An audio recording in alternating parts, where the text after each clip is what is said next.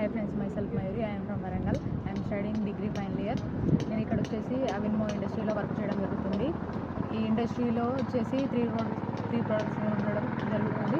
ఒకటి వచ్చేసి garments, next వచ్చేసి యాక్సెసరీస్, నెక్స్ట్ కాస్మెటిక్స్. గార్మెంట్స్ అంటే క్లాత్స్ అంటే మనం డైలీ యూజ్ చేస్తాం, అంటే బై బర్త్ టు డెత్ వరకు మనం యూజ్ చేస్తూ ఉంటాం. పుట్టిన చిన్న పిల్లవాడి నుంచి చనిపోయిన వరకు ఆ క్లాత్ అనేది మనం యూజ్ చేస్తూ ఉంటాం. ఒకవేళ చనిపోయినా కూడా ఆ తర్వాత వచ్చే మన పిల్లలు, వాళ్ళ పిల్లలు, ఆ తర్వాత వచ్చే నెక్స్ట్ జనరేషన్ కూడా దీన్ని యూజ్ చేయడం జరుగుతుంది. అదేవిధంగా నెంబర్ 2 యాక్సెసరీస్ వచ్చేసి షూ, బెల్ట్, టై. ఎగ్జాంపుల్ చూసుకున్నట్లయితే మనం స్కూల్లో చిన్నపిల్లలు వాళ్ళు కిడ్స్ని చూసుకున్నట్లయితే వాళ్ళు షూ, టై, బెల్ట్స్ లేనిది మాత్రం వాళ్ళకి స్కూల్లో అలో అనేది చేయరు. అదే నెక్స్ట్ ఏంటంటే ఎంప్లాయీస్ అంటే వాళ్ళ జాబ్ పర్పస్ మీద వాళ్ళు డ్రెస్సింగ్ స్టైల్ అనేది, షూ, బెల్ట్, డ్రెస్ చాలా బాగుంటేనే వాళ్ళు బయటికి వెళ్ళడం, జాబ్ చేయడం అనేది జరుగుతుంది. అదర్వైజ్ వాళ్ళు బయటికి వెళ్ళడం జరగదు కాబట్టి అవి కూడా చాలా ఇంపార్టెంట్. నెక్స్ట్ వచ్చేసి కాస్మెటిక్స్ వచ్చేసి బ్యూటీ ప్రొడక్ట్స్ అంటే ఫర్ ఎగ్జాంపుల్ చూసుకున్నట్లయితే మనం సినీ ఇండస్ట్రీలో చూసుకుంటే వాళ్ళు ఎక్కువ యూజ్ చేస్తారు.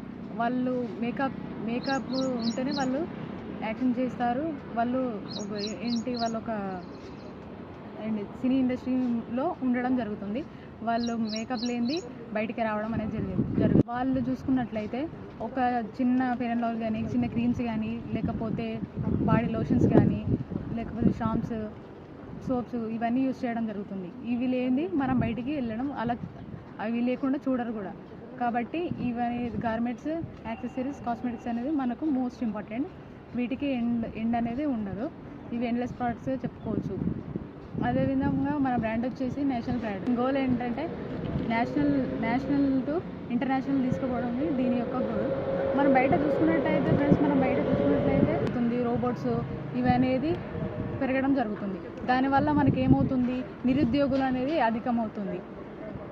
ఎవరైతే ఉన్నారో, అన్ఎంప్లాయ్స్ అయితే ఎవరు ఉన్నారో వాళ్ళకి అది జాబ్ అనేది, వాళ్ళకి వర్క్ అనేది వాళ్ళకి అసలు దొరకడం లేదు. కాబట్టి నెక్స్ట్ వచ్చే జనరేషన్ ఎలా ఉంటుందంటే ఇటు ఈ రోబోట్స్ ఎక్కువ అవ్వడం వల్ల డైరెక్ట్ సేలింగ్ బిజినెసే ఎంచుకోవడం జరుగుతుంది. ఇది అనేది చాలా యూజ్ అవుతుంది. మనం అదేవిధంగా మనం గవర్నమెంట్ జాబ్స్ చూసుకున్నట్లయితే వేలల్లో వేకెన్సీస్ ఉంటే కోట్లలో లక్షలలో మనకు కాంపిటీషన్ అనేది ఉండడం జరుగుతుంది.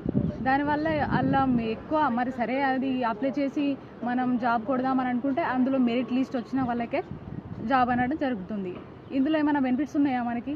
ఏం లేవు. అదే బిజినెస్ అయితే మన సొంతంగా మనం పెట్టుకొని చేసుకుంటాం కాబట్టి ఎవరి కింద మనం వర్క్ చేయం కాబట్టి దీంట్లో చాలా బెనిఫిట్స్ ఉంటాయి ఫ్రెండ్స్.